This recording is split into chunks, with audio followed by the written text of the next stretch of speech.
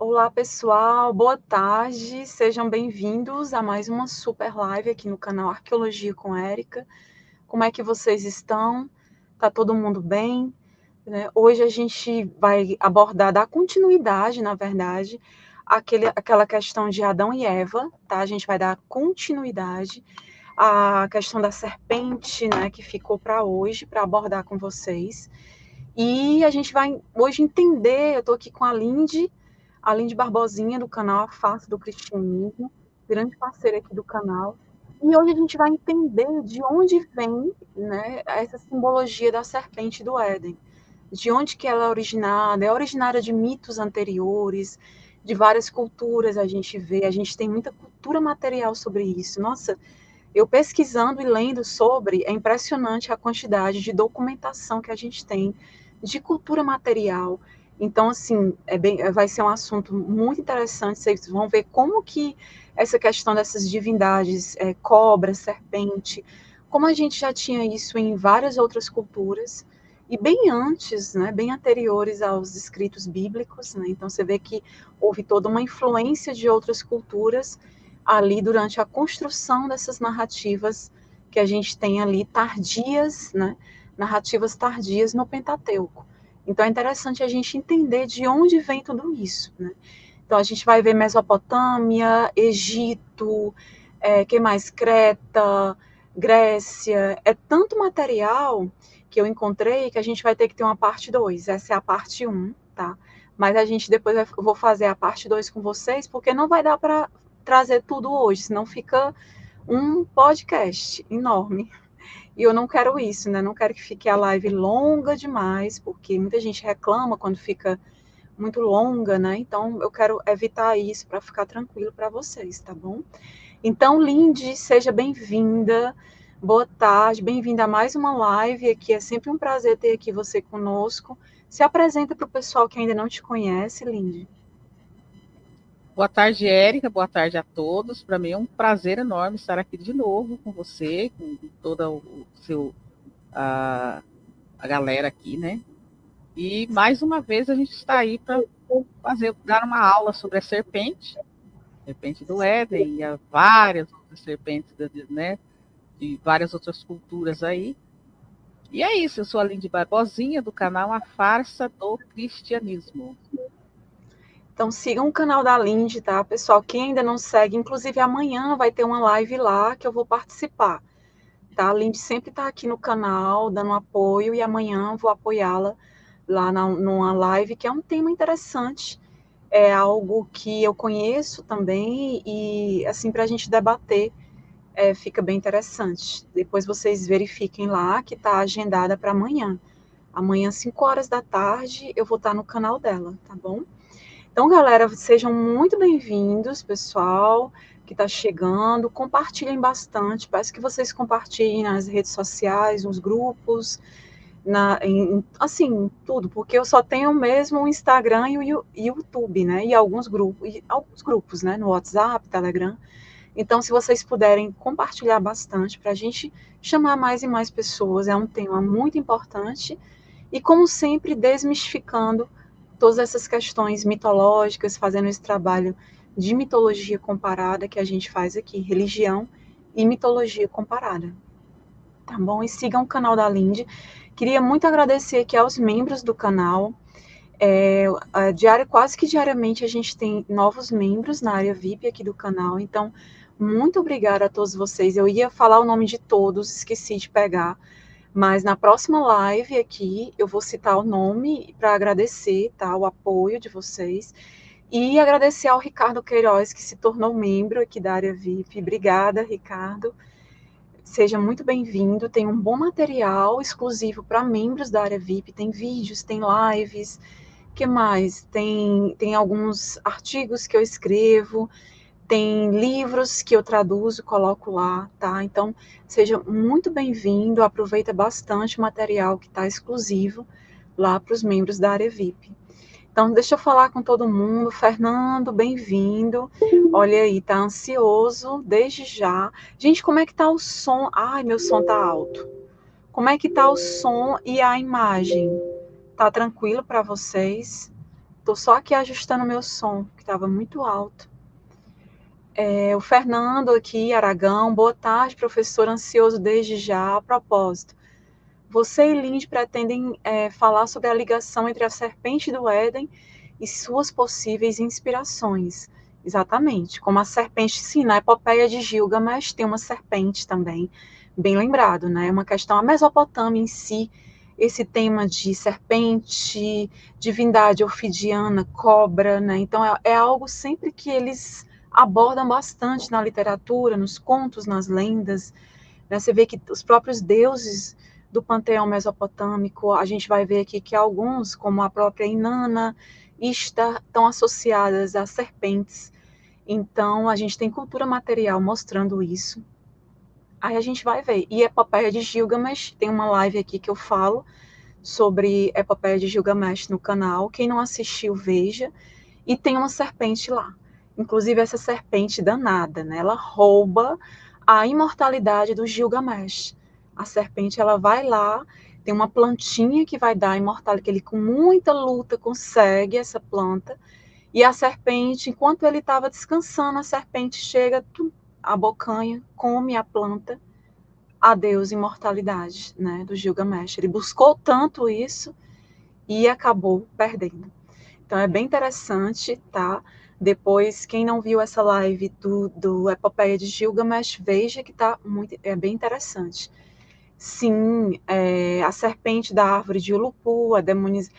Tem um vídeo aqui sobre a árvore de Ulupu, tá? E tem uma playlist, pessoal, sobre Mesopotâmia. Depois eu não tenho tanta coisa sobre Mesopotâmia porque eu comecei a abordar de um tempinho para cá. Mas a tendência é eu ir abordando, entrando mais na Mesopotâmia, tá? Realmente, a minha especialidade maior é Egito, mas eu pretendo entrar cada vez mais na Mesopotâmia, porque é bem interessante. E outra, muitas ligações, muitas correlações, inclusive com o próprio Egito e outras culturas mais, né? Então, inclusive a última live, que foi quarta, quem não assistiu depois veja, foi sobre os Ubaidianos, uma cultura pré-suméria, para a gente ver a riqueza dessa cultura, como que já eram desenvolvidos ali 6.000, 5.000 antes da Era Comum, como que eles já eram, assim, bastante desenvolvidos, muita cultura material, documentação importante, mapas, mostrei muito mapa, e vai ter a parte 2. Mas quem não viu, foi quarta-feira essa live, tá? Muito para entender até de Sumérios, porque Sumérios eu vou abordar posteriormente. Primeiro a gente tem que falar de culturas que vieram anteriormente. Muita gente acha que começou com Sumérios, e não é bem assim. A gente já tinha ali povos, né, bem antes dos Sumérios, na região da Mesopotâmia, tá bom? Então, galera, só lembrando aqui do Instagram, tá? Eu deixei fixado no chat o Instagram eu posto muitas pesquisas, estudos lá. Quem ainda não segue, que tem Instagram, siga, compartilhe bastante o conteúdo que eu coloco lá, tá? É muito conhecimento também. Adri, boa tarde, bem-vinda. Maria Siqueira, chega de ser enganado. Roberto Ferreira, olá. Bem-vindo, Dom Vlad, boa tarde, seja bem-vindo. João Wildes, bem-vindo. Xerxes primeiro, sempre com a gente, boa tarde. Vitor Gomes, boa tarde. Que mais? Valdinei com a gente, boa tarde. Olha aí, trabalhando e ouvindo, muito bem. O Josh, boa tarde, meu amigo, sempre aqui. Muito obrigada, tá, Josh, e a todos os moderadores por todo o apoio. É muito importante porque sabe como é, né? Às vezes entra a galerinha aí, assim, no chat, né, que não concorda e já começa a querer atacar, né? Ronaldo, boa tarde. Quem mais? O link do canal da Lindy, tá, pessoal? O Josh colocou, sigam aí. O Hélio, boa tarde. Obrigada. A gente faz o que pode, né? Queria poder fazer mais, mas eu me dedico a 2 áreas, né? Na verdade, 3. Porque tem a parte das artes marciais. Então, assim, é muita coisa, mas eu tento conciliar tudo, né? E fazer essa divulgação científica na área da arqueologia. Mas eu tenho outra área de atuação, que é como a minha área principal, como farmacêutica bioquímica, farmacologista, e realmente é uma área que eu me dedico boa parte do meu tempo. Mas o que eu posso, eu faço na área da arqueologia, tá? Juarez, boa tarde. João Luiz, boa tarde. Obrigada. Então tá legal, né? Som, imagem, tudo ok. Darwin, boa tarde. Olá. O Felipe, boa noite, boa tarde. Demolition Man, boa tarde.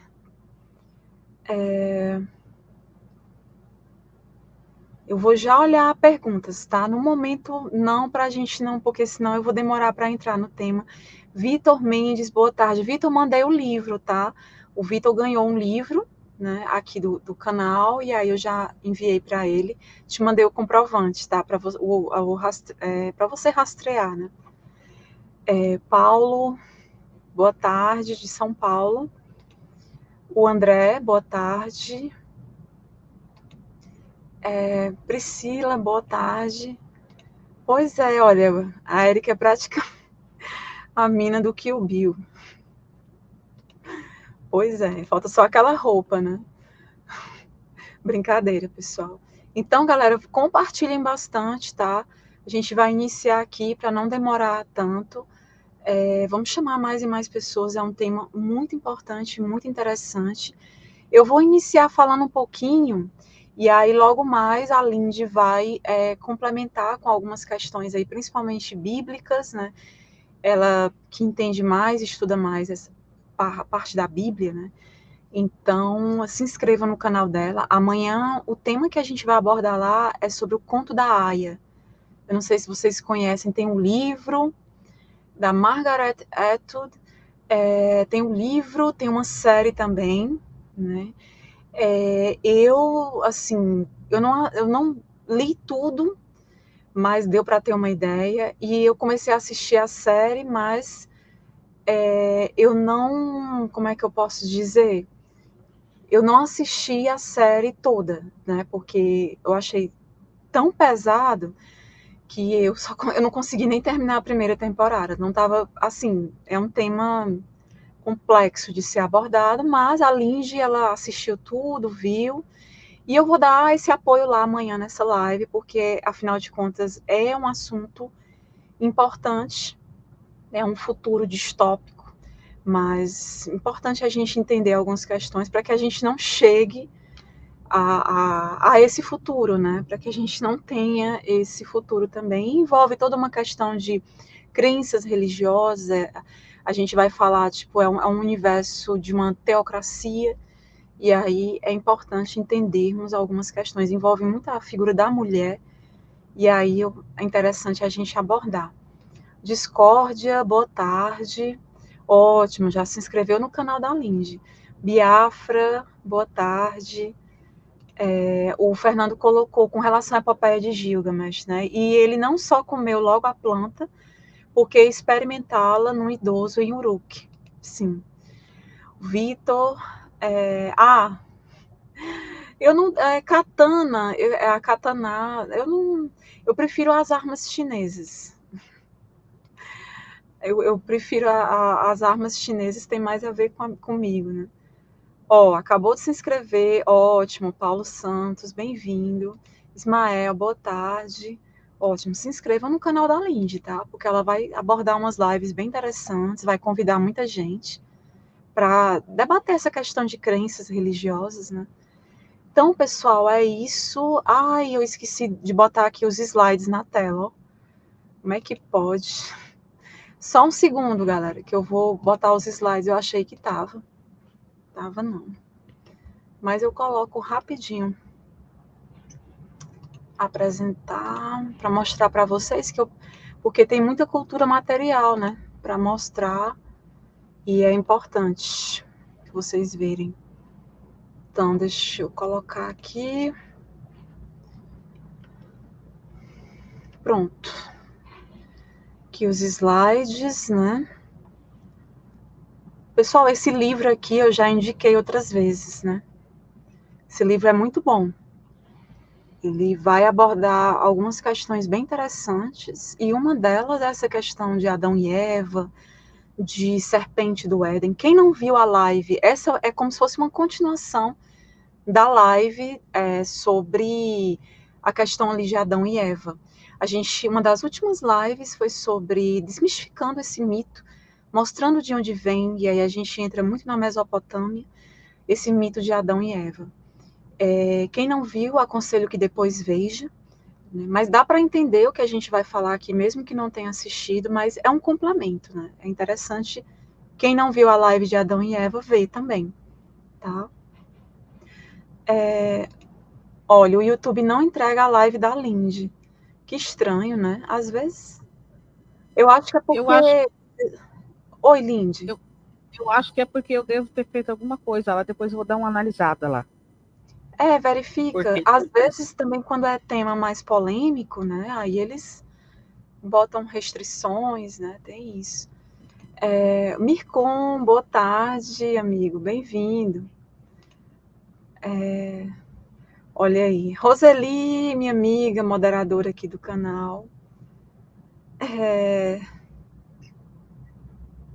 Obrigada, Thalita. Seja bem-vinda. Darwin colocou, Lindy deveria trazer um quadro desmistificando teorias da conspiração a respeito do apocalipse, que muitos canais falam por aí que o anticristo já está na Terra e etc. Quem será esse anticristo, hein, Lindy? Pois é um ótimo tema. A gente vai pensar nisso, vamos amadurecer a ideia. Então, pronto. Bom, né, Lindy? A Lindy também ela quer desenvolver lá um quadro onde ela vai levar várias pessoas que estavam em vertentes religiosas, né, Lindy? E de repente mudaram de ideia, né? Passaram a se tornar mais céticos. Ela também quer fazer isso lá, né? Está se organizando para fazer isso, levar vários convidados. Então, galera, esse livro aqui eu indico mais uma vez, tá? Muito importante para entender de onde vem algumas simbologias. Então, segundo a autora desse livro, Quando Deus Era Mulher, inclusive tem uma live aqui só sobre ele, Quando Deus Era Mulher.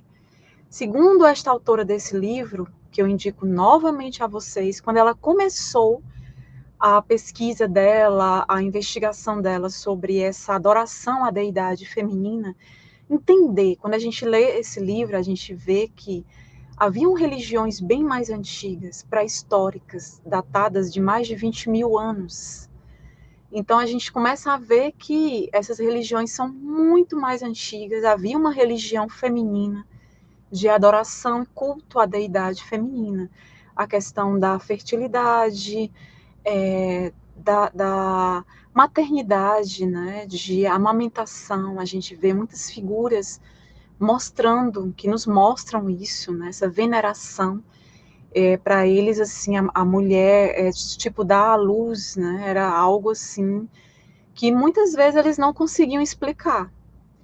E aí, por não entender, né, a parte científica, e aí eles encontravam lá suas formas de explicar, faziam estatuetas, geralmente de mulheres grávidas, né, com abdômen proeminente, seios proeminentes, né, a questão da amamentação.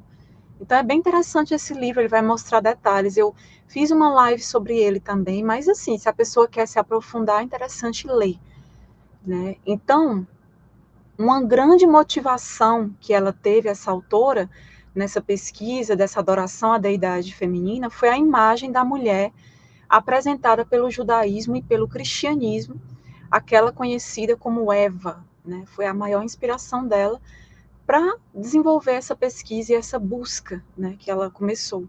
Então, quanto mais ela explorava esses ritos e simbolismos dos que reverenciavam ali a divina ancestral, mais ela se convencia de que o mito de Adão e Eva, um conto, sem dúvida, né, um conto, sem dúvidas, expressando um ponto de vista e com um desfecho muito tendencioso, ele fora destinado ali à utilização na batalha constante dos levitas para suprimir a religião feminina. A gente vê isso também, ela mostra detalhes no livro. Talvez fosse tipo uma versão adaptada do mito ali do dragão e da serpente, que deixaram vestígios nos livros bíblicos dos Salmos e de Jó. Acho que a Lindy vai depois falar um pouco mais sobre essas questões bíblicas, né?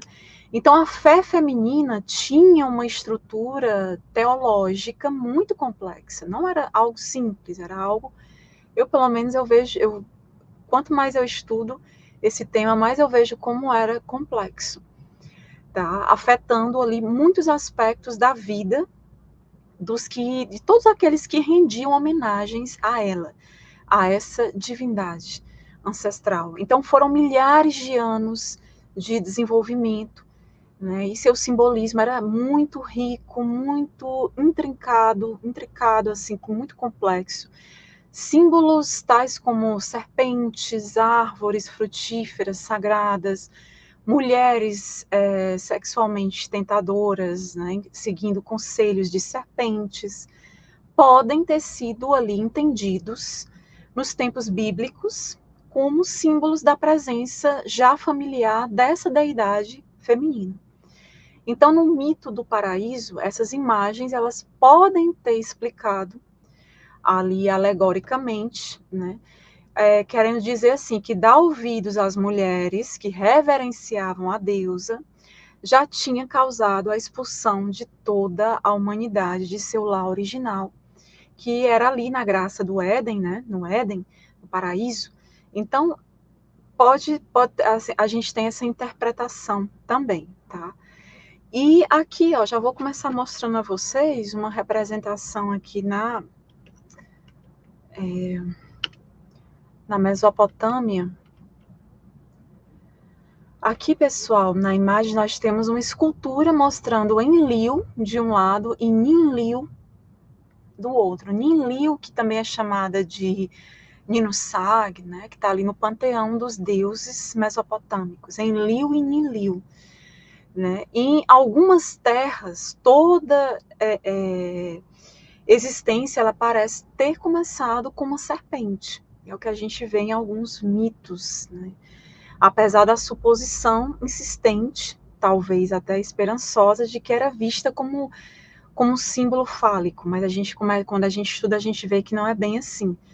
A questão da serpente, né, ela parece ter sido originalmente reverenciada como mulher no Oriente Próximo e também no Oriente Médio, geralmente relacionada à sabedoria e à questão também dos conselhos proféticos, né, em vez de fertilidade e crescimento, como se costuma sugerir com maior frequência, né? Então, a deusa Nidaba, né, escriba do céu sumério, a instruída das câmaras sagradas, adorada ali como a primeira deidade patrona da escrita na Mesopotâmia, às vezes ela era representada também por uma serpente.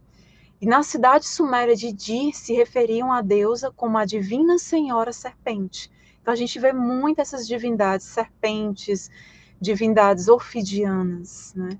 Então dizia-se que essa deusa Ninlil, né, é a mesma Nidaba também, tá? Algumas vezes ela é colocada como Ninlil.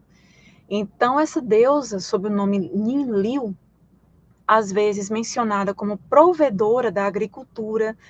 Geralmente, quando se relaciona a questão da fertilidade, se relaciona à agricultura também. A gente vê isso no Egito, com Serapis e vários outros, né? Então, a Ninlil, ela é mencionada geralmente como provedora da agricultura e subsequente civilização ali para o seu povo. Ela tinha uma cauda de serpente também, em algumas representações, olha só. E em várias placas sumérias, que são as tabuletas de argila cuneiforme, essa deusa, ela era simplesmente chamada de Grande Mãe Serpente do Céu. Né? Ela tem essa denominação também. E aqui a gente tem uma outra representação, ó, aqui é bastante conhecida, da Inanna, né? E, pessoal, um arqueólogo, Stephen Langdon, foi um arqueólogo que conduziu ali uma das primeiras escavações na Suméria, né, e depois ele lecionou em Oxford. Ele afirmou que Inanna, né, ela, então conhecida como Inini também, ou Inini, era estreitamente relacionada à questão da adoração à serpente. Ele mostra isso no trabalho dele, né? E ele também a descreve como a divina mãe que revela as leis. E ele escreve que essa deusa, conhecida como Nina também, né, que é a mesma Inanna, outra forma talvez mais antiga do nome de Inanna, né, esse nome Nina, era uma deusa, ela era uma deusa serpente que remontava aos mais antigos períodos sumérios. Então ele explica que, como Nina, né, era prezada como uma deidade oracular, intérprete de sonhos, né, tinha toda essa questão, e ele cita uma oração em uma placa suméria que diz assim: ó Nina de ritos sacerdotais, senhora de preciosos decretos, profetiza de deidades és tu. E ele também comenta que as evidências, né, indicam uma deusa serpente original como tipo uma intérprete de sonhos do futuro desconhecido, uma profetisa, né? Tem muito essa questão da serpente relacionada com profecias, né? A gente tem muito isso. Inclusive, várias esculturas descobertas ali na Suméria, datando de mais ou menos 4.000 antes da Era Comum, mostram uma figura feminina com cabeça de cobra. Na verdade, pessoal, eu falei disso, né, na quarta-feira. Na verdade, essas esculturas estão principalmente relacionadas ao período ubaidiano, pré-suméria. E eu mostrei isso na live de quarta, vou já mostrar rapidamente de novo essas estatuetas, o que é que elas representavam, tá? Novamente relacionando a questão da divindade serpente, cobra, né? Divindade ofidiana. No Elão, inclusive, pessoal, logo ao leste ali da Suméria, onde nos primeiros tempos a deusa reinava ali suprema, né? Parte dessa individualidade consiste ali em respeito e reverência incomuns pela a questão da eternidade, da condição das mulheres, né? E em adoração às cobras, que tem raízes ali na magia também. Então, até as cerâmicas dos terceiro e quarto milênios, elas mostram uma grande profusão de cobras, né? Olha só que interessante. E aqui a gente tem, ó, aquelas estatuetas que eu falei na sexta, né? Sexta não, quarta. Quarta-feira eu fiz a live falando sobre o período Ubaida, um período pré-sumério, mostrando ali um povo bastante desenvolvido em termos de cultura, de comércio, de sociedade como um todo, né? Então eu falei muito sobre isso aqui na quarta, quem não viu depois veja, mas rapidamente falando para vocês, a gente vê aí, ó, duas estatuetazinhas ubaidianas, período pré-suméria, macho e fêmea, tá? Não são aliens, não são reptilianos, como a galera da ufologia às vezes coloca, não são. Eu expliquei na live de quarta o porquê dessas representações. Na verdade, são representações humanas e elas são mostradas com máscaras, essas máscaras de cobra, de serpente, lagarto. Enfim, essas máscaras faziam parte de uma ritualística, voltadas inclusive para a questão da fertilidade, né? Então não tem nada, Érica, uma estatueta mostrando que haviam esses seres. Não há explicação dos pesquisadores, especialistas no tema, que foram lá, pesquisaram, encontraram. Essa cultura material, a explicação não é essa. A explicação é representações humanas usando uma máscara. Tá? Fazia parte da ritualística desses povos desse período, tá bom? E aqui nós temos estatuetas representando duas figuras de ambos os sexos. Lembrando que algumas dessas estatuetas também elas não representavam sexo algum. Aqui, no caso, a gente tem ambos os sexos, referindo-se à cultura ubaidiana. E as figuras, elas são, elas possuem o que a gente está vendo? Cabeças longas, olhos em forma de amêndoa, rostos com formato longo, cônico, nariz parecido com lagarto, né? Então, essa figura masculina aqui da esquerda, né, segura em suas mãos um cetro de comando para simbolizar a classe dominante. E a feminina, que está aqui na direita, né, ela segura um bebê em período de amamentação. Muitas dessas estatuetas, dessa cultura material baidiana, elas estão amamentando, tá? A gente vê muito isso. Então, a função dessas estatuetas continua assim, envolta em muito mistério ainda, né? Continua sendo um mistério para os cientistas. Ah, Érica, já se sabe tudo? Não, né? Não se sabe tudo, mas se tem uma ideia da ritualística que ocorria e o porquê dessa representação, desse estilo, tá bom? Então, pessoal, são artefatos de argila pré-sumérios, de mais ou menos aproximadamente 7.000 anos de idade, ali entre 6.500, e a gente também tem ali até 3.800 antes da Era Comum, esse período, né? Medindo ali cerca de 13 centímetros, havia algumas um pouquinho maior, mas não passava muito disso. Tá, eram pequenas, né? A cultura ubaidiana, né? O período de Al-Ubaid, né? Que é um período pré-histórico da Mesopotâmia, como eu falei bastante sobre isso quarta. Mostrei mapas do Iraque, mostrando várias regiões com esses sítios arqueológicos, vários tel. Então, assistam, não deixem de ver essa live de quarta. Quem não viu, veja depois para entender também. E também vai ter continuação, vai ter parte 2, né? Então, tem que entender tudo direitinho, né, para não perder a linha de raciocínio.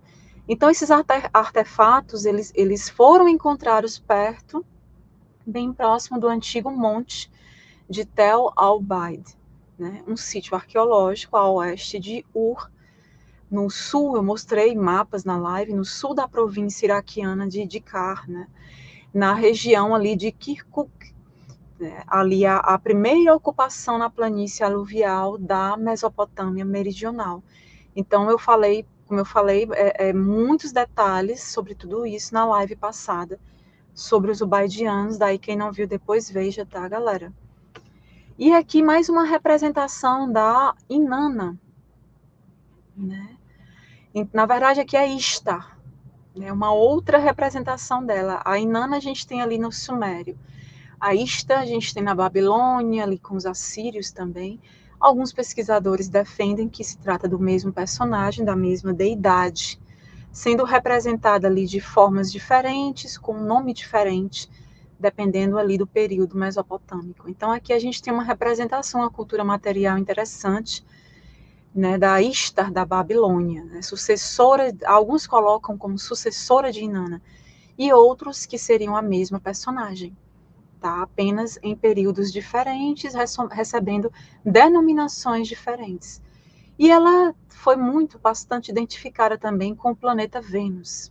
Né? O planeta Vênus, e devido às movimentações ali do planeta Vênus, os antigos observavam e colocavam aquela astroteologia que eles criavam, né? Associando tipo, esses tanto fenômenos naturais como vários astros que eles observavam aos seus deuses. Então, Inanna estava muito, Ishtar, da Babilônia, estava muito associada a Vênus. E alguns pesquisadores colocam Inanna e Ishtar como a mesma personagem, como eu falei para vocês, né? Lembrando que as duas fases da Babilônia, são separadas pelo domínio dos assírios. Os assírios literalmente chegando em determinado período. Antes a gente teve Babilônia, depois dos assírios a gente teve um novo período de Babilônia, né? Então, o primeiro período babilônico, ele durou ali de 1792 até 1750 antes da Era Comum. E a gente teve depois um período neobabilônico. A gente teve invasão dos assírios, quando aí depois os assírios foram expulsos, a gente teve um novo período babilônico, neobabilônico, ali de 626 antes da Era Comum até 539 antes da Era Comum. Só para vocês entenderem um pouco, tá? A movimentação nessa região. E o fim do Império Babilônico é marcado pelas conquistas de quem? De Ciro Grande, rei da Pérsia. Então, quando se inicia o Império Persa, tá, pessoal, na região. Quando a gente estuda Canaã, história de Canaã, Palestina, a gente acaba vendo muito dessas invasões, dessa movimentação desses povos mesopotâmicos que respingou ali em Canaã, né, na Palestina. Hoje, Palestina ocupada pelo Estado ilegítimo, né? Então, a gente vê que ali ocorreram várias movimentações, até mesmo para definir, foi muito importante para definir a geopolítica na época e até hoje, né?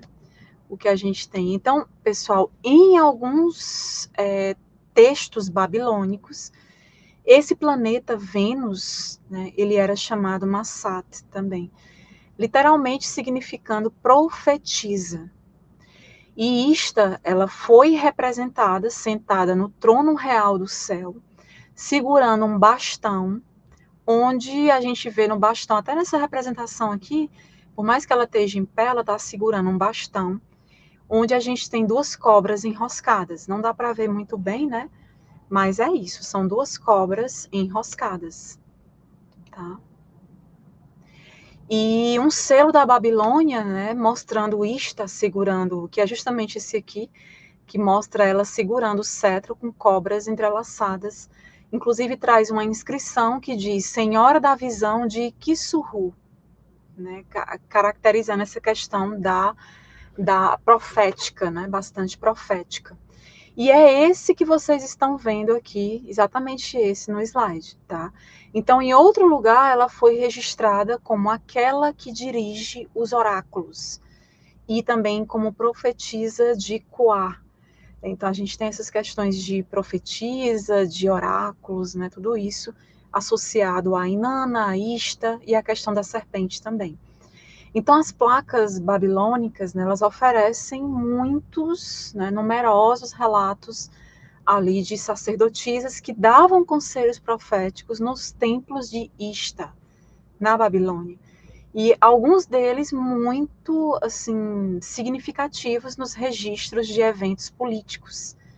Então, para vocês terem uma ideia, né, essa questão profética, e aí já entrava na questão política também, né? Então, mesmo no mito babilônico cassita, né, que a gente tem ali Tiamat, ela foi registrada como o primeiro ser divino.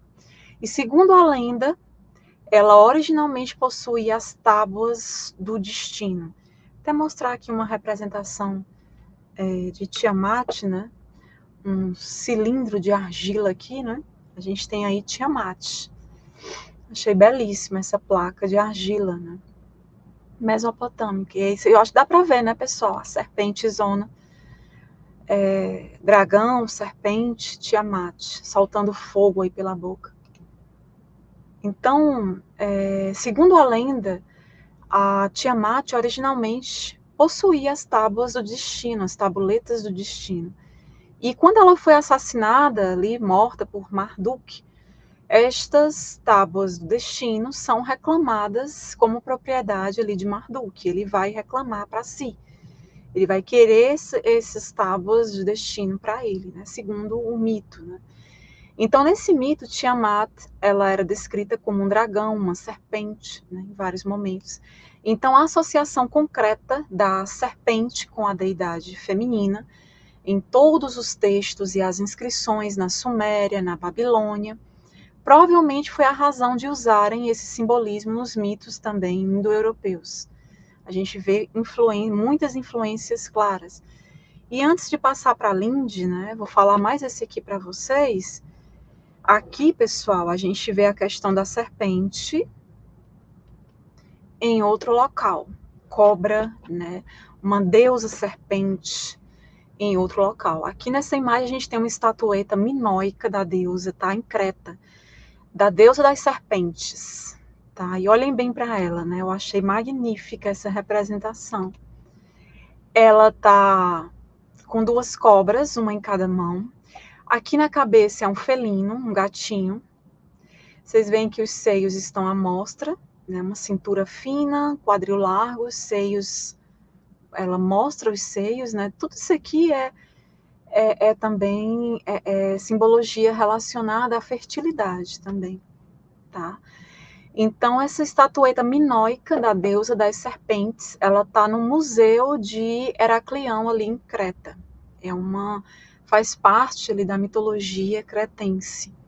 Então, na ilha de Creta, pessoal, a cobra, ela aparece na adoração à deidade feminina com maior frequência do que em qualquer outra parte ali da área mediterrânea. São muitas referências. Em toda a ilha de Creta foram desenterrados ali artefatos retratando a deusa, ou essa deusa, no caso, ou suas sacerdotisas segurando cobras nas mãos, ou trazendo-as enroladas no corpo. A gente tem muita estatueta, tem outras parecidas com essa, que elas seguram nas mãos, e em algumas outras representações elas têm cobras enroscadas no corpo. Então, revelando que esse animal, né, a cobra, era parte integral dos rituais religiosos que eles tinham lá. Então, junto às estátuas de sacerdotisas com cobras entrelaçadas, foram também descobertos vários objetos cilíndricos em argila, também com várias cobras enroladas em volta. Então, a gente vê como que era importante essa questão, essa simbologia da cobra. E, inclusive, o arqueólogo Arthur Evans foi um arqueólogo que escavou ali o palácio cretense em Knossos. Ele descreve como tubos de cobras e sugere que eram usados para alimentar as serpentes sagradas mantidas nesses santuários dessa deusa serpente, nessa deusa cretense. E as abundantes evidências da natureza ali sagrada da serpente, né, de fato apareceram tão extensamente em Creta, muito, muito presente nessa ilha, que muitos arqueólogos se referem à deidade feminina de lá como a deusa serpente. Né? Então, conforme vocês veem aí nesse slide, né, uma representação dessa deusa serpente de Creta, né, cretense. E aí ela tinha as sacerdotisas, né, várias sacerdotisas também foram representadas nessas estatuetas. Né? Então, pessoal, a deusa das serpentes, né, é a denominação de várias estatuetas de faiança encontradas em Knossos, né, a ilha de Creta, na Grécia. Tá? Então, a mais famosa delas é justamente essa daí que eu estou mostrando para vocês, que mede ali aproximadamente 29,5 centímetros, né, de altura, e representa uma suposta deusa da civilização minoica. Mas se observa que, tipo, essa estatueta pode, na verdade, ela tá representando uma sacerdotisa também. E essas estatuetas, pessoal, elas estão datadas ali de aproximadamente 1600 antes da Era Comum. Olha só, 1600 antes da Era Comum. Então, tá ali no segundo milênio, né? E você vê que bem anterior aos textos ali, a construção das narrativas do Pentateuco, né? São bem anteriores, que a gente já vê uma influência, né? Realmente, elas foram encontradas por uma equipe de arqueólogos ali, lideradas por esse arqueólogo que eu falei, Arthur Evans, em 1903, no início ali do século XX, né? 1903. Foi encontrada em um quarto na ala oeste desse palácio de Knossos, uma região chamada de Tesouraria Sagrada. Então, atualmente, essas estatuetas elas estão no Museu Arqueológico de Heraclião, em Creta, na Grécia. Né? Elas estão lá. Pessoal, e aí eu vou entrar um pouco no Egito. Né? Egito, oráculo de Delfos, tomara que dê tempo. Mas antes disso, né, vocês vão ver que a questão do Egito é bem interessante também. Aí envolve uma deusa cobra pré-dinástica egípcia, belíssima. E a gente tem também Uraus, que é justamente essa serpente que está na maioria das coroas faraônicas. Né? A gente vai entender o porquê disso, mas antes eu vou passar para a Lindy, para ela comentar um pouco e dar a opinião dela sobre essa questão dessa adoração à serpente, à cobra, essa divindade ofidiana. Né? Interessante a gente ver aqui o ponto de vista da Lindy, saber o que ela tem para nos mostrar aqui. Né? Lindy, esteja à vontade. É interessante, né, Érica, o poder dessa cobra aí em todas as mitologias, né? É muito interessante. E lembrando também que a cobra, ela significa sabedoria, né? Eu acho que por isso que também está ali nessa estrutura que os egípcios ali, os Conhecimento, faraós usavam, sabedoria. né? É interessante. E aí eu trouxe aqui, Érica, mais umas representações de deusas em outros, né, em outras culturas. Tem uma deusa chamada Meretseger, acho que é assim que se diz. Ela era uma deusa cobra tebana, da cidade do Antigo Egito, localizado a 800 km do delta do Nilo, a sul da Alexandria. E na antiga religião egípcia, é, ela era encarregada de guardar e proteger a vasta necrópole de Tebas, uma região da margem ocidental do rio Nilo, e especialmente o fortemente guardado Vale dos Reis. Seu culto era típico do Reino Novo, na era de 1550 a 1070 antes de César. Olha só, Érica, muito antes já tinha essa cobra aí aparecendo, né? Lindy, só explica o pessoal a questão do antes de César, para o pessoal Opa, entender. antes da Era Comum. Antes da Era Comum, essa antes da Era Comum, antes de Cristo, a gente fez uma live aqui e da qual a gente explica, né, Érica, que não era antes da Era Comum, nem antes da Era de César, de Cristo, mas sim antes da Era de César. E aí eu levo isso comigo agora. Então, continuando aqui, tinha mais uma deusa que descobri, que é a Cucucã. É uma serpente emplumada, é a divindade serpente da mitologia maia. Olha só, interessantíssimo, né? Os maias tinham uma serpente também. E tinha outra também, Lakshmi, deusa hindu da prosperidade. E antigamente a imagem dela era ela sentada em cima de um rolo de uma serpente, né? Um rolo de serpente ali. E, essa serpente tinha 4 cabeças. O nome da serpente era Ananta. Ananta. E a imagem de hoje, é interessante que a imagem de hoje eles mudou. Essa imagem dessa deusa agora, ela está sobre uma flor de lótus, uma enorme flor de lótus. E ela é, né, na mitologia, aliás, ela na mitologia, opa, me perdi aqui. Ela na mitologia é mulher de Vishnu, né? É, inclusive a história conta que o símbolo isso aí eu achei interessante. Essa cultura então é hindu. Essa cobra, essa deusa cobra é do hinduísmo. E eu achei também, Érica, interessante que essa deusa ela tinha um símbolo que a gente vê muito por aí, que é usado para, né, foi usado para coisas, era um símbolo ruim, mas o símbolo da suástica atribuía a ela, que significava vitória e sucesso. Olha que interessante, né? Ou seja, nada a ver com aquele. Isso aqui é muito antes né, do ocorrido lá que a gente não pode falar, daquele ser que usava a suástica para, né, suas coisas lá. E Usava, também. só um adendo, usava de forma errada, né? Deturpou, Isso. inverteu o símbolo, né? Depois eu quero fazer uma live abordando algumas simbologias e essa vai ser uma delas. Só que a gente vai ter que ter Que todo o ótimo. cuidado, né? Para É. abordar.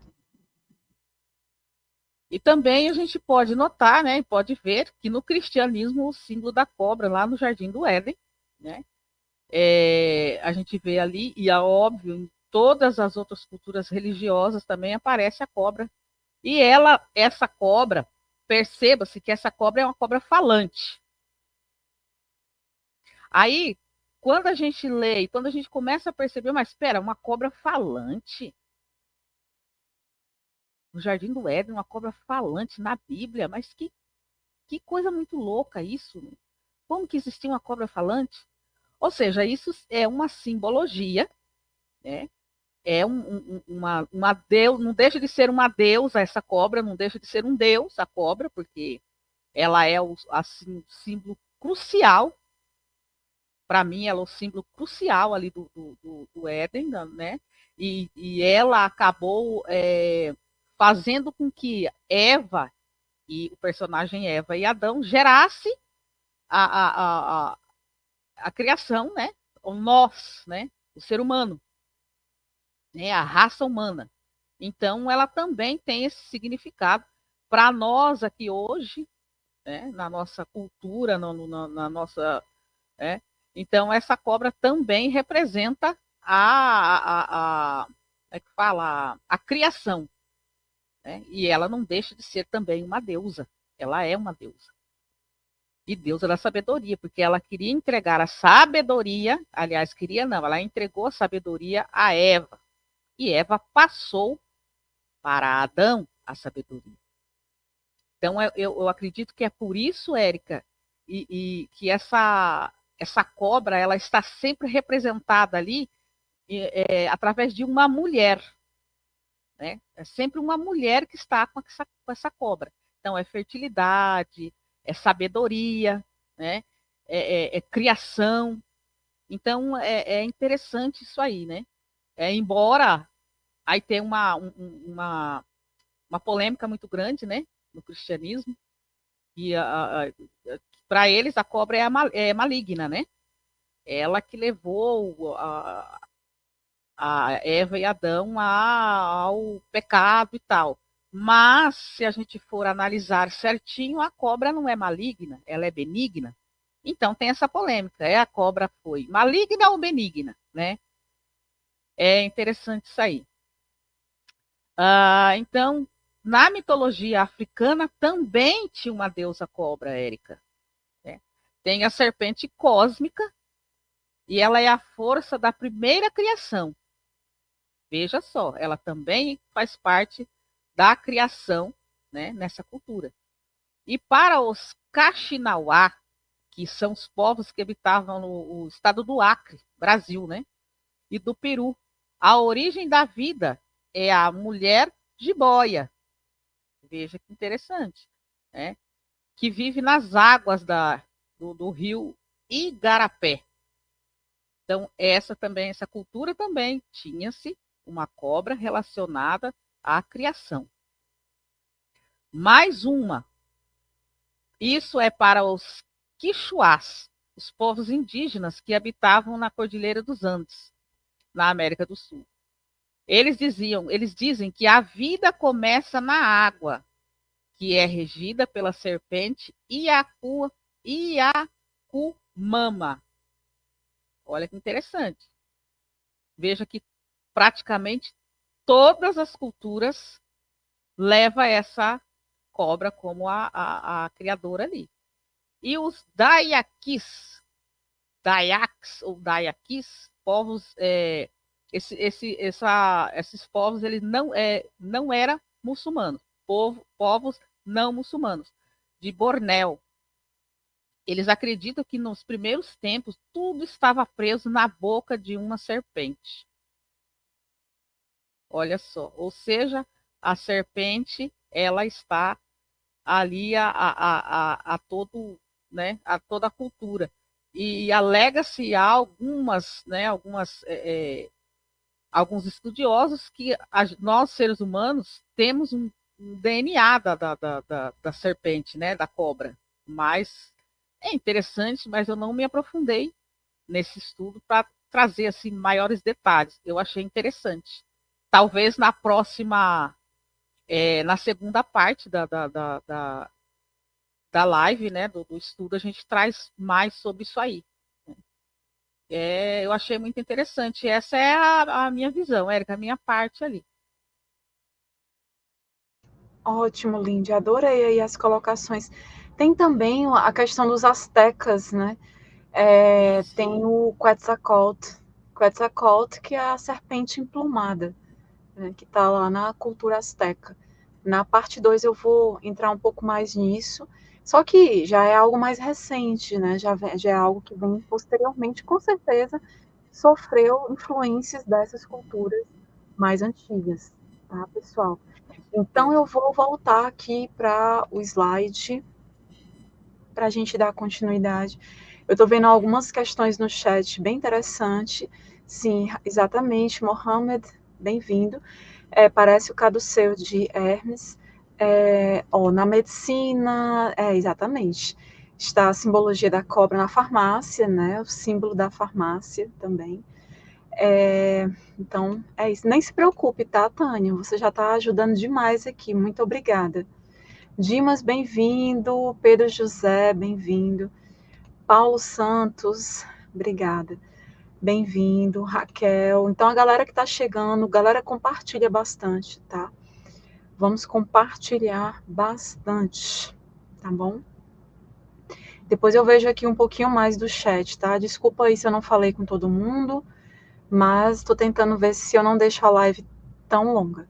Aqui a gente tem Egito, tá? Vou mostrar também outra relacionada a Egito, né? Então, o arqueólogo, o Evans, né, que eu citei para vocês, ele oferece evidências que sustentam a afirmação de que essa senhora das serpentes em Creta, que eu mostrei no slide anterior para vocês, ela era originalmente derivada da adoração à deusa cobra pelos povos, olha aí, pré-dinásticos do Egito. E sugere que a adoração à Senhora Serpente pode ter sido levada a Creta em torno ali de 3000 antes da Era Comum. Tem uma live aqui no canal que eu falo só de período pré-dinástico egípcio. E aí, quando a gente volta para o Egito pré-dinástico, ali entre 4000, 4000 e pouco, até 3100, 3000 antes da Era Comum, período riquíssimo, muita cultura material. Eu já mostrei isso em live, já tinha mumificação, métodos de mumificação que já eram feitos lá no Egito pré-dinástico. Até o Anubis já era adorado, que é o deus da morte, da mumificação. Ele já era do embalsamamento, ele já era adorado lá no período pré-dinástico. Então, a gente tem um período pré-dinástico egípcio super bem documentado. E a gente tem documentação sobre a questão dessas adorações, dessas divindades, né? E aí a gente vê essa influência, né, que veio do Egito, no caso, para Creta. O arqueólogo Evans, ele mostra, assim, uma influência que saiu do Egito pré-dinástico para Creta, tá? E é praticamente esse período de 3000 antes da Era Comum, que eu falei, é justamente a transição de um período egípcio pré-dinástico para o início das dinastias. A gente tem o início ali da primeira dinastia, após a unificação do Egito por Narmer. Narmer ou Menes, ele vai unificar, o primeiro faraó, né? Ele vai unificar o Alto e o Baixo Egito, lembrando que Alto Egito, sul do Egito, Baixo Egito, norte do Egito. Ele vai unificar os reinos, e aí a gente tem o início do período dinástico, né? Então, esse período de 3000 antes da Era Comum é praticamente a mesma época da formação, como eu falei, da primeira dinastia do Egito.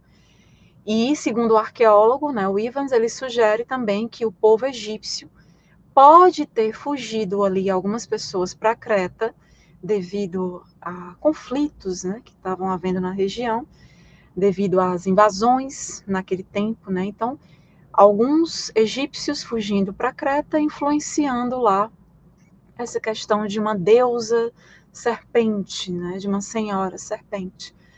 Então, essa questão da deusa serpente pode ter sido levada do Egito para Creta, segundo a tese dele, né, desse arqueólogo Evans. Então, é isso. O uso da cobra, pessoal, na religião da deusa no Egito era tão antigo que o sinal que precedia o nome de qualquer deus era o sinalzinho, o hieróglifo, né, da cobra. É uma figura de cobra, tipo um hieróglifo, né, que usado para a palavra deusa. Né? Essa questão de deusa, divindade, estava muito relacionado à questão da cobra também, no Antigo Egito.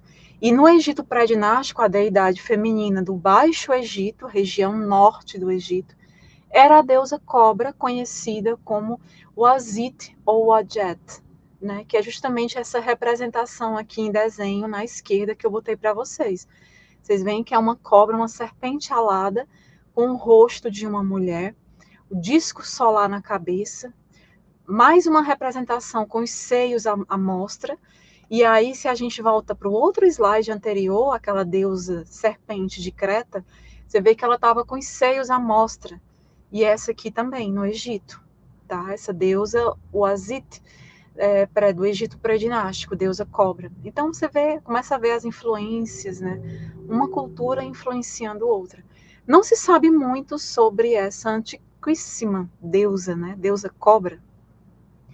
Mas depois havemos como a cobra usada, por exemplo, a cobra do Ural ou Ureu, usada na testa de outras deidades também, da própria realeza egípcia, como a gente está vendo aqui nessa máscara mortuária aqui do Tutankhamon, rei Tut, aqui no lado direito, né? A gente vê em várias coroas, a gente tem máscaras funerárias, né? A gente tem essa representação do Uraus, é justamente essa serpente aí, tipo uma naja, né? Que ela fica bem na testa. Então, e tem o abutre do lado, nesse caso aqui, né? Então a gente vai ver que isso está relacionado a essa divindade cobra também, tá? Então, pessoal, a cobra, ela era conhecida como o olho o Zait ou o Ajet, né? Então, símbolo de uma espécie de intuição mística, sabedoria, soberania, né, para os reis, para os faraós. Então, algumas derivações posteriores, como a deusa Hathor, Maat, também outra deusa egípcia, né? Maat é a deusa da ordem cósmica, também eram conhecidas como o olho, né? Inclusive a deusa Hathor, ela era também associada ao deus masculino Horus. Inclusive ela surge nos mitos de criação do Antigo Egito. A deusa Hathor, ela vai surgir a partir de Horus. Se eu não me engano, é do olho esquerdo dele, né? A gente se vê que ele tem um olho esquerdo que foi ferido na luta ali com o tio dele, o Set. Então, Hathor, ela vai surgir de Horus, de um dos olhos dele, né? E o nome dela, de fato, significa casa de Or. Casa de Horus, né? Assim, a gente tem um texto, né?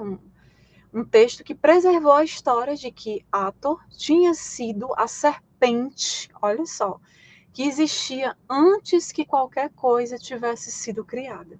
Achei bem interessante, né? Às vezes ela é colocada assim também. Então, ela fez, ela fez os céus, a terra e toda a vida que existia ali. Nesse relato, pessoal, embora o texto não esteja claro quanto ao motivo, ela estava zangada. Ela estava zangada e ameaçou também destruir toda a criação e reassumir sua forma original de serpente. É sempre assim, né? A gente tem essas questões aí. A mesma coisa a gente tem os mitos de criação no Antigo Egito, a gente tem várias versões. Tem um vídeo aqui, tem vídeo e live no canal onde eu mostro isso. Mas os mitos de criação no Antigo Egito, né? A gente tem um outro mito que o Horus, ele se chateia com a humanidade, porque a humanidade começa a adorar uma serpente, a Apófis ou a Pep. Vou já mostrar uma iconografia dela para vocês. E aí ele se revolta, ele fica revoltado e chama Sekhmet, a deusa leoa, né, maravilhosa. Ele chama Sekhmet e pede a uma deusa guerreira para destruir todo mundo, matar a humanidade. Aí a gente tem um dilúvio de sangue, né? Enfim, eu já contei isso em vídeos, em lives, né, essa questão da Sekhmet. Então, pessoal, tem inclusive a questão de um santuário para profecias que ficava ali na cidade egípcia de Buto, né, que já foi o principal centro religioso dessa deusa cobra. Então a cidade era de fato conhecida na língua egípcia, no egípcio clássico, como Per-Uto, mas os gregos a chamavam de Buto, né, e usavam esse nome para a própria deusa cobra. Então, esse santuário, nos tempos clássicos gregos, ele era acreditado à deusa conhecida como Leto, tá? Mas é provável que esse mesmo local ele tenha sido santuário de aconselhamento ali, oracular, da própria deusa, a deusa cobra, o Azit, ou o Adjet, tá? E, inclusive, o historiador grego, Heródoto, né, ele relatou ter visto quantidades imensas, olha só, relato de Heródoto, ele relatou ter visto quantidades imensas de esqueletos de cobras cobrindo uma passagem naquela cidade. Relato de Heródoto, tá? Inclusive, pessoal, Uraus ou Ureus, conforme vocês estão vendo aí geralmente fica na testa, né? Fica nas coroas dos faraós, né? Uraus ou Ureus é uma deusa serpente, a representação de uma deusa serpente originária dessa cidade de Buto, no delta, né, o delta do Nilo. Significa aquela que se ergue. Você vê que é uma naja, a naja erguida, aquela que se ergue, que está em posição de ataque. Ela se ergue para quê? Para atacar, né? Utilizado assim como é utilizado como ornamento dessas coroas reais, máscaras mortuárias, né? Um símbolo de realeza, de autoridade, de soberania. O que ela quer dizer é isso. E é uma das facetas da terrível serpente Naja, né? Que esse surgimento dela deve-se à deusa Wadjet, né? Essa deusa cobra, patrona ali do Baixo Egito, né? Seu nome significa a verde, né? A verde. Então, pessoal, pode ser essa deusa cobra, né? Ela pode ser representada como uma mulher com cabeça de naja, né? Com como uma naja alada, e mais raramente também ela pode ser representada como uma leoa. Tá? Inclusive em textos mitológicos, né, ela representa o olho esquerdo de Ra. E aí tem a questão da associação com a deusa Hathor também. E como forma de proteger o rei, o faraó, a serpente ela se ergue e jorra o quê? Veneno. Ela se ergue, está sempre ali erguida para sentido de proteção, né, de proteger o faraó, o rei, né, que era praticamente um deus na terra, o representante de Deus na terra. Então ela se ergue e jorra seu veneno contra o inimigo, né, e forma um par com a deusa Abutre Nekbet. A gente vê aqui nessa máscara mortuária que eu estou mostrando na figura da direita, tem um Raus e ao lado tem a deusa Abutre Nekbet.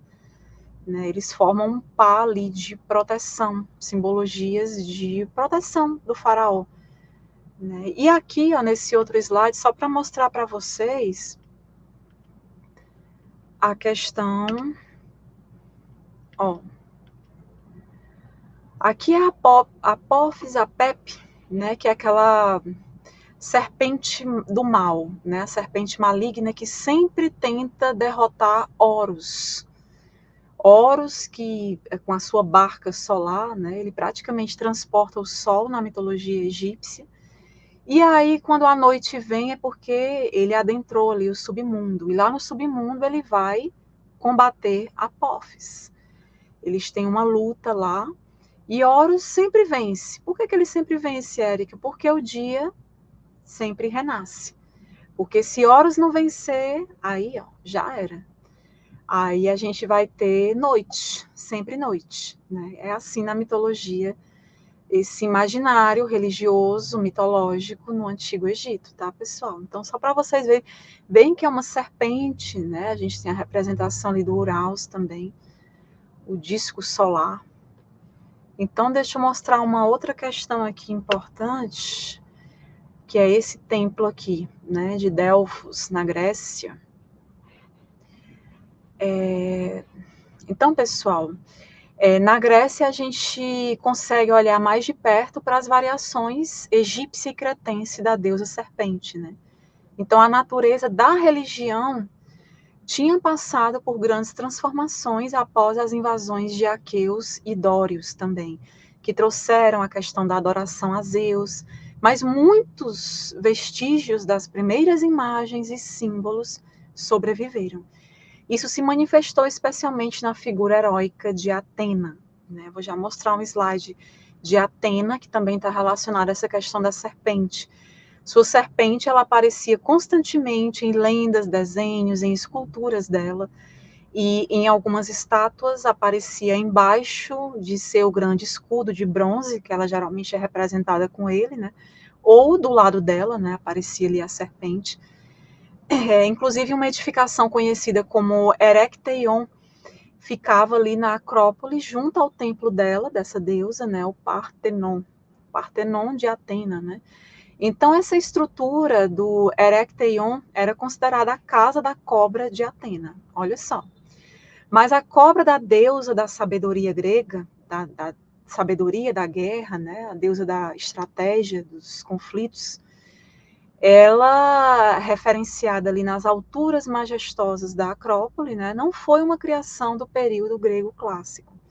Apesar que a gente tem ali, apesar da lenda ali indo-europeia, grega, sugerindo que Atena ela tenha nascido da cabeça de Zeus, mas a adoração a essa deusa Atena, ela chegou muito antes à Acrópole, né, com a deusa cretense dos assentamentos micênicos. A gente já vê uma influência ali na construção de Atena, da deusa Atena, né, que eu me refiro. As conexões elas começam a tomar forma, né? Então, e os micênios, que era o povo que tinha vivido em Creta, no palácio de Knossos, que eu falei para vocês, ali em torno de 1400 antes da Era Comum. Então, eles haviam incorporado a antiga cultura minoica cretense a deles. E em tal extensão que essa adoração ela é frequentemente descrita como uma espécie de religião minoico-micênica. Então, os estilos de vestimenta, os anéis de sinete que foram encontrados, murais, selos, artefatos de todo tipo, que revelam a grande similaridade entre essas crenças religiosas micênicas e a dos cretenses. E mais na frente, a gente vai ver influências nos filisteus. Os filisteus, um dos grupos dos povos do mar, que surgem justamente aí dessa região do mar Egeu. Mas isso vai ser tema para a parte 2. Porque a gente vai ver Canaã, Palestina, também com essa questão da serpente, da cobra, né? Como que influenciou essa simbologia naquelas regiões também. Então, uma vez compreendidas essas conexões, a gente pode constatar o significado do fato de que, sob as ruínas de templos gregos clássicos, o templo de Atenas, esse aqui que está na imagem, o templo de Delfos, eu já falei desse templo, desmistificando algumas questões sobre ele, numa live que estava eu e a Lindy, a live acho que é Nem Deuses Nem Astronautas, parte 1, não, minto, parte 3. E aí eu desmistifico várias questões sobre o templo de Delfos, mostrando a questão da pitonisa, né, que o templo ele foi construído e a parte que a pitonisa ficava, a sacerdotisa, e ela acabava funcionando como um oráculo, ela começava a falar ali uma língua estranha, balbuciava muita coisa, e a gente começa a entender por que ela agia dessa forma. Porque o templo ele foi construído e a parte que ela ficava tinha uma arquitetura que possibilitava a entrada de vapores, de substâncias alucinógenas. Então ela entrava em transe e ela começava a falar ali muita coisa, até sem nexo, né? E era vista como um oráculo, né? O oráculo de Delfos. Então tem uma live que é essa Nem Deuses Nem Astronautas, parte 3, que eu falo bastante sobre esse lugar aqui. Tá? Eu não vou entrar muito nessa questão hoje. Então, pessoal, nesses templos gregos clássicos de Atenas, de Delfos, né, e vários outros santuários, onde a gente vê a deusa, que essa deusa, no caso a Atena, ela era muito associada à sua serpente. Né? Então, a gente tem vários vestígios micênicos, mais antigos, inclusive, e o santuário que pode oferecer a visão mais profunda dessas conexões da deidade feminina da Grécia com a deusa serpente de Creta é justamente o templo de Delfos, esse templo aqui que eu estou mostrando para vocês, tá? Ó, aqui a gente vai ter Atena, uma representação, escultura da deusa Atena, né? Você vê que ela está com a serpente aí, uma cobra do lado dela. Essa é só uma, a gente tem várias, né? Essa é só uma que eu trouxe aqui para vocês, tá? Mais uma visão aqui do belíssimo Templo de Delfos, né? O Oráculo de Delfos. Então, pessoal, abaixo desse templo clássico e de outras construções em Delfos foram desenterrados artefatos micênicos e ruínas de antigos santuários. A gente vê a influência que Creta teve aí, nessa região, a questão da deusa serpente e tal. Então, nos primórdios, a deusa ela era sagrada nesse local, era a que fornecia as revelações divinas proferidas pelas sacerdotisas que a serviam. Então, a mulher que enunciava os oráculos da divina sabedoria era a chamada pitonisa, como eu falei para vocês, termo oriundo de Piton. E embora os últimos escritos gregos usassem o gênero masculino, nos primeiros relatos a gente tem o que? A pitonisa, né? Era uma questão feminina, realmente, antes de se tornarem a questão masculina. Então, a serpente, essa serpente Piton, ela era tão importante que essa cidade já tinha sido conhecida como Piton. Então, segundo Pausânias, né, esse primeiro templo naquele local, ele foi construído por mulheres, ao passo que Ésquilo, ele registra que nesse mais sagrado de todos os templos, a deusa, essa deusa, ela era exaltada tipo como uma profetisa primeva. Né? Então a gente tem essas questões. E tempos depois, os sacerdotes de Apolo, eles tomaram o templo e a lenda grega relata que ele assassinou ali a Piton. Então a gente vê uma supressão do feminino aí que ocorreu na Grécia, né? Então as muitas esculturas e relevos de mulheres geralmente descritas como amazonas, guerreiras, lutadoras, né, lutando contra homens, elas podem de fato representar esse ataque inicial. Então relatos sobre Piton, bem como a lenda de Cassandra de Troia, revelam que as cobras elas eram habitantes familiares no santuário oracular de Delfos, nesse local. No templo da deusa, conhecida como Hera, por exemplo, estreitamente associada à Gaia de Delfos, né, a profetisa Primeva também se mantinham cobras, né, ali. E os locais adivinhatórios em Delfos, em Olímpia e Dodona, né, inicialmente identificados com essa deusa, posteriormente eles seriam confiscados pelos sacerdotes de Zeus e Apolo, ambos descritos como matadores da serpente da deusa Gaia. Olha só, Zeus e Apolo, matadores da serpente da deusa Gaia. É tipo uma supressão dessa questão da deidade feminina. A gente sempre tem isso, né? Em várias culturas, em algum momento chega a supressão.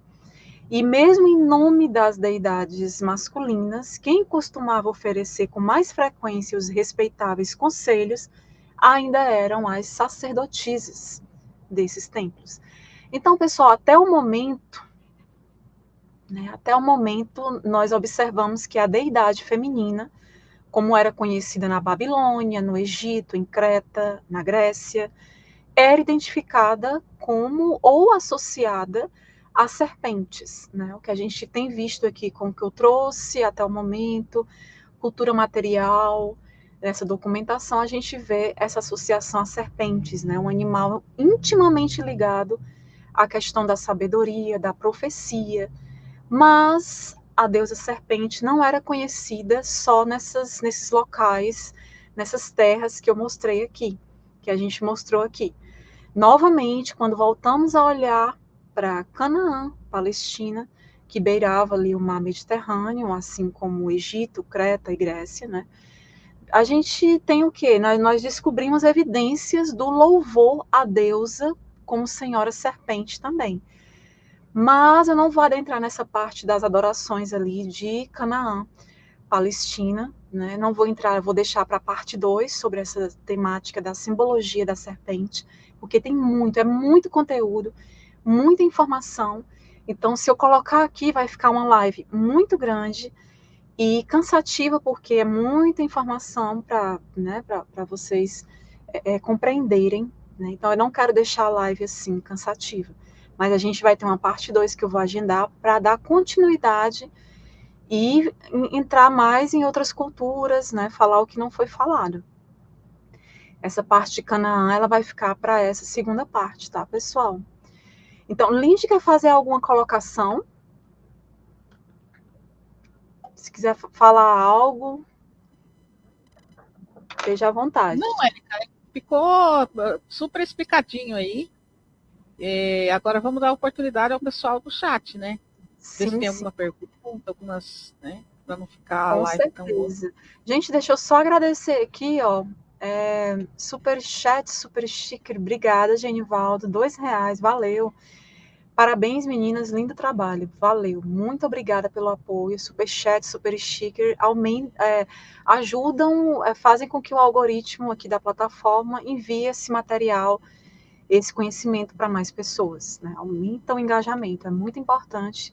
Camaradas, boa noite, bem-vindo, valeu pelo apoio, sempre com a gente, apoiando. Muito obrigada, tá? Muito obrigada mesmo.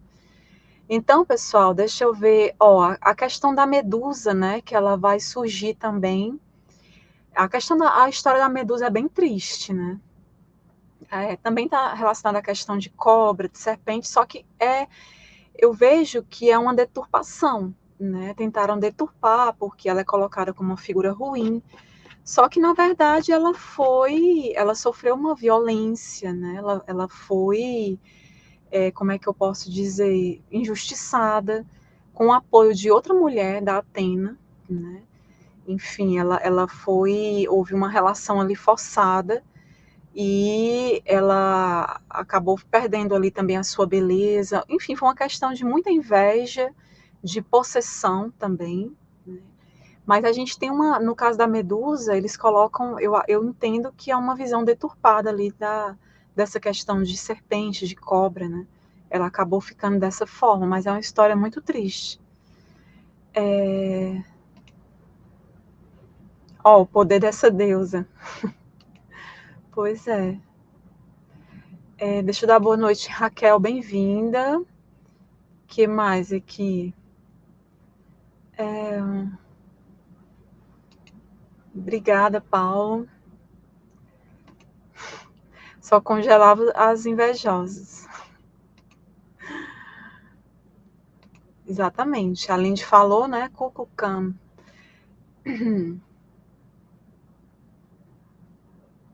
Lakshmi. É a consorte de Vishnu. A gente tem muitos mitos de serpente e cobra também no Japão, né? Na parte 2, né, Lindy, a gente pode trazer um pouco mais disso. Tem muito no Japão também, realmente faltou falar dessa parte.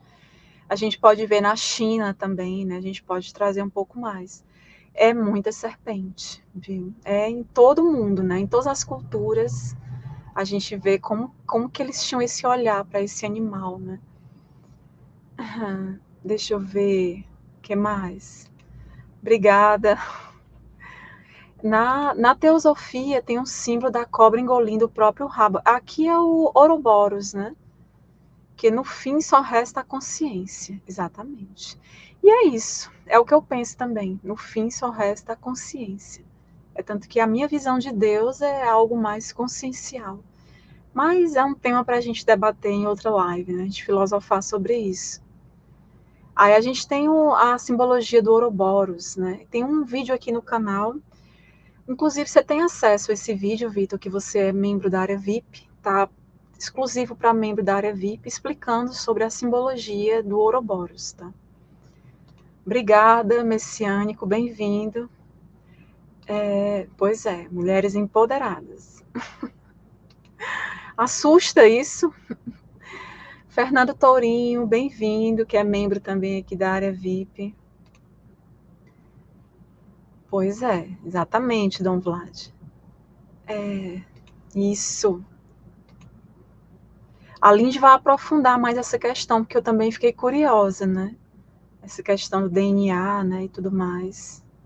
Gente, sigam o canal da Lindy, tá? Amanhã tem live lá. A face do cristianismo. Exatamente, cada seu. Show. Obrigada, Fernanda, pelo apoio. Deixem um like, tá, pessoal? Compartilhem bastante. Porque o principal é esse, compartilhar para que chegue a mais pessoas, porque muitas vezes a plataforma ela não divulga. O demiurgo também tem forma de serpente. Você sabe algo sobre isso, Lindy? Você que entende muito de gnose. Ele tinha cara de dragão e o corpo dele era corpo de serpente ali, né? Interessante. Legal. Isso aí, galera. Se inscrevam no canal, tornem-se membro para ajudar mais e mais aqui a nós. Deixa eu ver o que mais aqui. Tem a questão da Kundalini, né? Que também está associada à questão de uma serpente. Mas eu não entendo muito dessa parte, não. É uma parte que envolve muita espiritualidade também, né? E muitas pessoas trabalham nessa questão da Kundalini. É o fogo interior, né? Algo assim. Pois é, está relacionado, Paulo, essa questão da amamentação. Você vê isso bastante nessas representações. Você vê que o Egito, aquela deusa cobra ali do Egito pré-dinástico, influenciou lá Creta, né? Então, Creta influenciou Grécia, né? Então, na verdade, Creta é ilha grega, né? Então, a gente vê várias dessas influências, associações, vão influenciar Canaã, Palestina. Então, a gente vê tudo isso, né? E essa questão dos seios está relacionado à amamentação, né? Aí vem a questão da fertilidade, da gravidez, a amamentação, principalmente, né? Para nutrir o filho, né? Você vê que eles se preocupavam muito nesse registro, de registrar a amamentação, né? Pois é, um assunto bem interessante mesmo. Alimento, né? Alimento também. Exatamente. Boa tarde, Fabiano. Bem-vindo. Boa noite, né? Já é noite. Pois é, muita informação, por isso que eu não trouxe mais, né? Porque acaba ficando cansativo, dá logo um curto-circuito, né? É melhor aprender aos poucos, né? Deixa eu ver, já respondi ao Paulo, né? Obrigada, Tânia, pelo apoio. Lindy, se quiser fazer alguma colocação, responder a alguém, esteja à vontade, tá?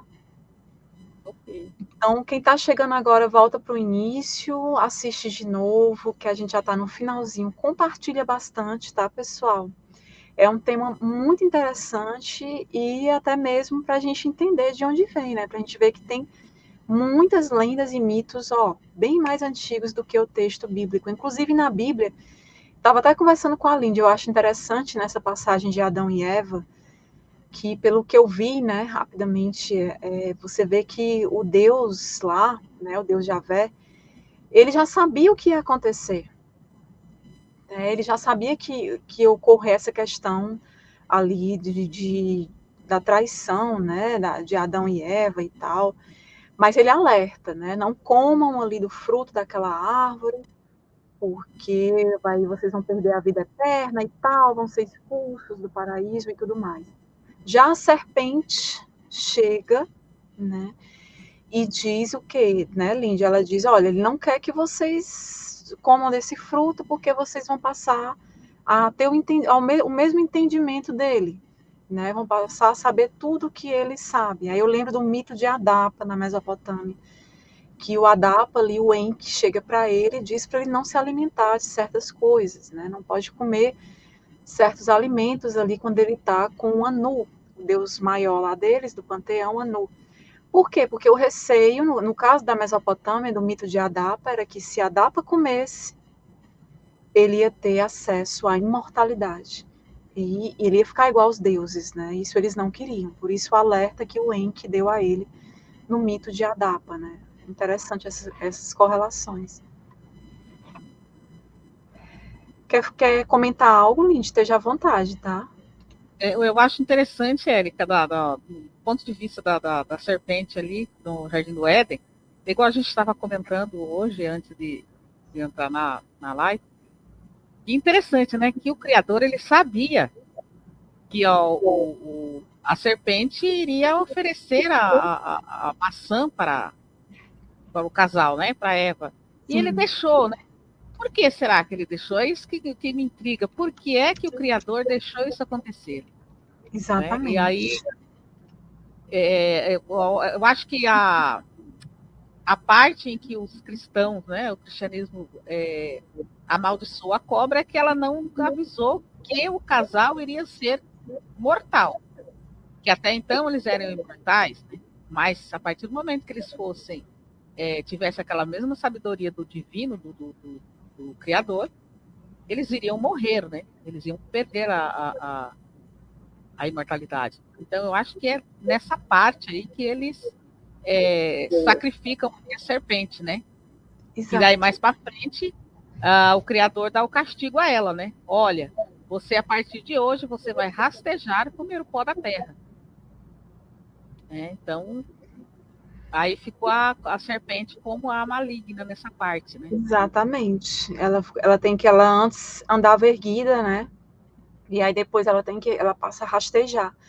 Sim, Que ela era essa questão da deusa está ligada a Lilith. Tem uma crença aí de que Lilith tem um mito de Ulupu também, a árvore de Ulupu, tem até um vídeo aqui sobre isso.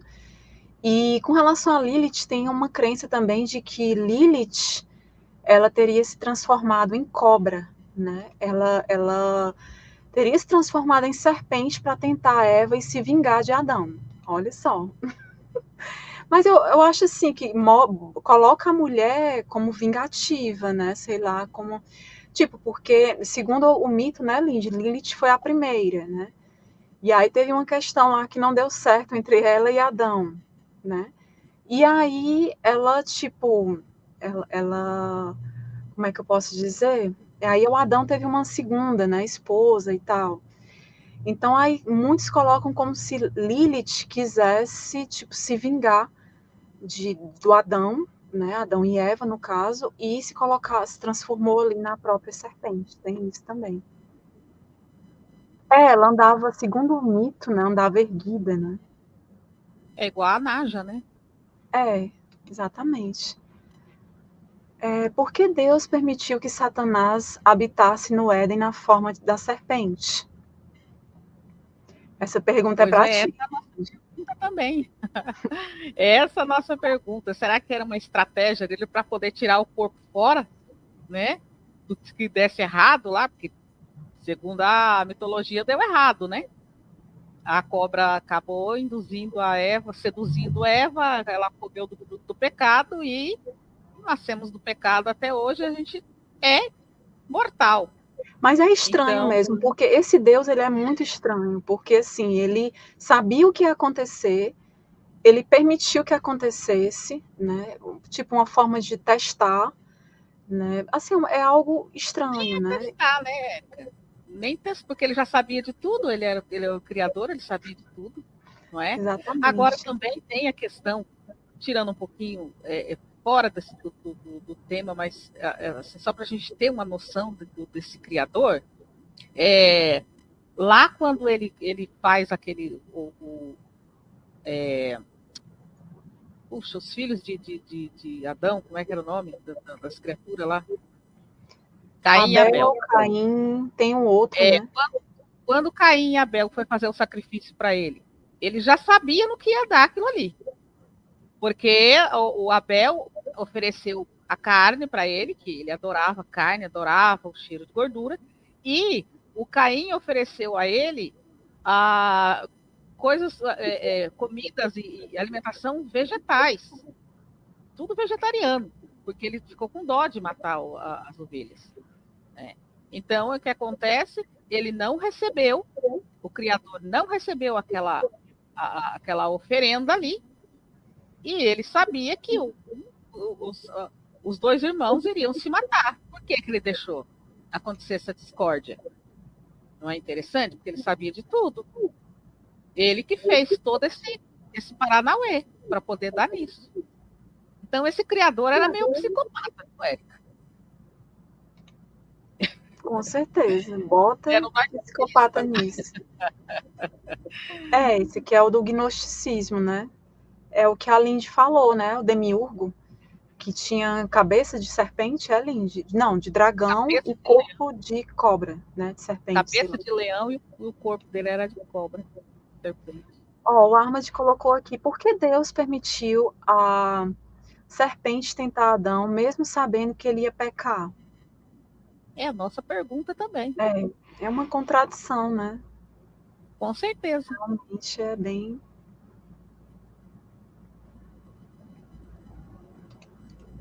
Exatamente. Eu vou entrar mais nessa parte de Asherá, Fabiano, quando na parte 2, né? Porque eu vi que é muita coisa. Eu vou ter que entrar ali em Canaã, na Palestina. Aí eu vou trazer. Tem muito material lá, muita cultura material. Porque se eu fosse colocar hoje aqui, aí ia ser umas 4 horas de live. Aí não dá, né? Fica cansativo demais. Aí eu vou trazer Érica, isso aqui, vou trazer os astecas também. Oi, Lindy. a Tânia, acho que foi a Tânia, ela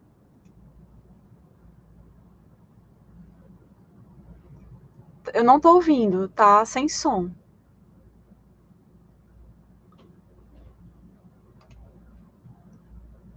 Legal, parabéns. A Lindy travou aqui, pessoal. Deixa eu ver se ela volta. Não é possível que ela vá cair e me deixar só.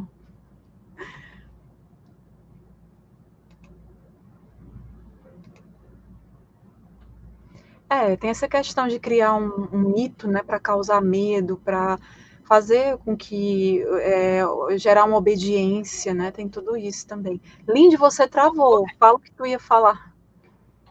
tá saindo minha voz agora? Tá em Ah, som? agora, ó, show. A Tânia, ela trouxe um livro aí muito bom que eu pretendo na próxima live, na segunda parte, eu extrair alguma coisa desse livro, que é o Graal da Serpente. Ela tem um livro e ela O recomendou. Eu não grau. Esse livro você tem, não é? Você me indicou? O tenho, Graal da Serpente. tenho. Eu tenho um Kindle dele, nunca li, ainda vou ler. É tanto livro. Eu tenho que ler esse livro também. Pronto, Lindy, você que leu, já estudou esse livro, pode, na parte 2 trazer, né? Isso, a Tânia deu uma boa Mas tu pode opinião. falar só um pouquinho o que é que o livro aborda, o Graal da Serpente? Isso. Ou é a Então, ele serpente? fala sobre. É o Graal da Serpente? É esse o título? Exatamente, o Graal da Serpente. Ele aborda sobre isso. Eles são arqueólogos e especialistas. Eles estão atrás do Graal, que é o Graal da Serpente. Então, eles vão de países a países, eles vão em escavações, à procura de museus, à procura do Graal da Serpente. É muito interessante esse livro. Fala muito sobre serpente. Então, eles relacionam essa questão do Graal ao que mesmo? Olha, muitos acreditam que é uma família né, de reis ali, de rainhas, né, outros dizem que é uma taça onde Jesus tomou o vinho, outros dizem que era uma taça semelhante a uma cobra, muita coisa envolvida. Né? Muita coisa eles falam, mas até no final do livro eles não tinham encontrado o que era o Graal. Fala até sobre a arca, né? A arca perdida e tal. Mas eles não Que chegaram a. arca, Lindy, que arca? Arca da Pois é, Aliança? a Arca da Aliança. Então, isso tudo faz parte desse Graal, né? Dizem que faz É parte mais ou do menos Graal. isso? Ah. Eu li ele faz bastante tempo já, então eu Mas preciso então é dar um uma. livro que ele mostra evidências, tipo, dá para encontrar evidências da Arca da Aliança nele? Não, não dá, eles não encontram. Não encontram evidências. Eles vão atrás, tudo, mas eles não encontram evidências. Não há. Então tem toda essa narrativa no livro, né? De que eles Sim, vão em eles alguns encontram muita coisa sobre locais, serpente. Tem muita coisa sobre serpente. Eles tudo encontram. linkado a simbologia da serpente. Tudo, tudo, tudo. O Graal já é simbolizado ali a serpente. Tem a ver com serpente. Então, para ver Por isso que, como que a por isso serpente está intrincada aí no meio disso tudo, né? Em em várias tudo. culturas, né? De fato, é Até símbolo na da nossa. medicina, da farmácia, né? Isso. É. Ó, o Tiago Inclusive, colocou que a única serpente que existe é a Apófis. Apófis ou a Pepe, lá no Antigo Egito, pessoal. É aquela que vai, diariamente, ela está guerreando com Horus. Horus na barca solar, cruzando o céu, puxando o sol. Né? Olha que massa, né? Esse imaginário. E aí, de repente, ele adentra o submundo, a gente tem a noite, lá no submundo ele vai guerrear com Apófis, né? E ele sempre ganha, né? Que bom, porque como ele ganha, aí a gente tem o nascer do dia. Ele ressurge ali. Só para explicar quem não viu na hora que eu expliquei, né? Então, pronto, a Lindy vai abordar. Esse livro é ótimo, O Poder do Mito. A Lindy vai abordar. Realmente como que a gente tem mitos poderosos, né? São muitos. Oi, Sebastião. Boa noite. Pois é, eu fiquei interessada agora nesse livro aí que a Lindy falou, ó. E principalmente por causa da Arca da Aliança. O Paulo perguntou se tem o PDF. Eu não sei, Paulo. Eu tenho ele físico.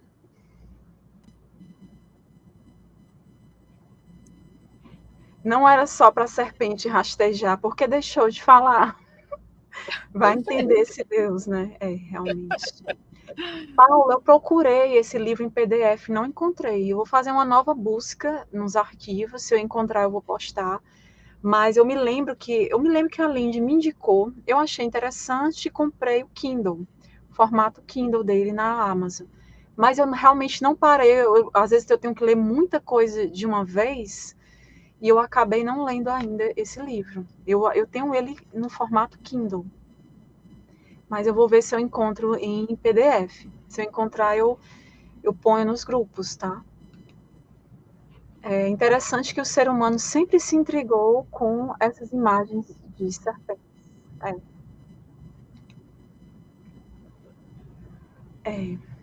Podcast da serpente. A imagem mais antiga de Adão e Eva tem um cogumelo amanita muscária no meio, com uma serpente enrolada no cogumelo. Interessante. Exatamente. É isso. Então é isso, galera. Então eu vou encerrar, né, 1 hora e 42 minutos de live. Muito obrigada pela audiência, tá? Quem chegou já do meio para o final, assiste de novo, tá bem interessante. A gente vai ter a parte 2, porque falta falar de algumas outras culturas, como Canaã, que não era bem complexo, aí vai entrar na questão de Asherá e tal. A esposa do El, né, que o Javé roubou, né, tem essas questões. Tá? A gente já falou muito sobre isso aqui no canal também, essa questão de El, de Javé. Mas aí eu vou trazer mais detalhes. A Lindy vai trazer sobre esse livro. Lindy, ó, tu tem que abordar esse livro, que agora eu tô super curiosa. Sim. Certo? Sim. Então é isso, pessoal. Lindy, obrigada por todo o conhecimento. Valeu pela parceria. Gente, amanhã eu vou estar no canal da Lindy, tá? A gente vai abordar um tema lá, o Conto da Aya. Bem interessante. Então, se inscrevam no canal dela, participem lá, tá bom? Vai ser forte, que nem o Scania fala, é forte. Vai ser, tomara que eu não chore. Vai ser forte. Não posso chorar. Então é isso. Lindy, deixa tuas considerações finais. Muito obrigada a todos, obrigado, Érica. Obrigado pela participação de todos aqui, um abraço e obrigado pelo carinho. Se inscrevam no meu canal, quem não é inscrito. Ótimo, se inscrevam lá, né, galera? Vamos ajudar a Lindy. Então é isso. Bom, hoje é sexta, né? Eu fico perdidazinha, não sei o que é isso, os dias. Bom final de semana, tá, pessoal? Um ótimo final de semana. Amanhã vai ter a live no canal da Lindy. A próxima live aqui é na terça, dilúvio. Na terça, viu, Lindy? Sobre dilúvio. Aí a gente vai entrar em umas questões mais científicas para desmistificar, né? E vai ser bem legal também essa live de dilúvio. E amanhã eu vou ver se eu posto um vídeo também para vocês, tá? Bem interessante. Sobre Moisés, né? Bem legal. Vai ser show. Eu sei que vocês vão gostar. Então, valeu, Sebastião, Paulo. Vai ser 17 horas. porque a Lindy tem que fazer live nesse horário de 17, que ela trabalha à noite, né? Lindy, vê se o YouTube te notificou, pois me inscrevi no seu canal. Muita gente se Ok. inscreveu aqui. 17 horas, tá? O mesmo horário que foi essa daqui. Olha aí, a dupla Atena e Pátia. Ah, eu prefiro Hipátia. Apesar de que a Atena é deusa da estratégia, dos conflitos, né? Da guerra, da sabedoria, mas eu prefiro Hipátia. Então, pessoal, bom final de semana. Valeu pela presença, pela audiência, tá? Obrigada, Paulo, Roseli, Maria e a todos que participaram. Tá bom, galera? Compartilhem, deixem a opinião de vocês, que é muito importante, tá? Tchau, tchau. Ótima Tchau. noite. Final de semana. Tchau, tchau. Até amanhã no canal da Lindy.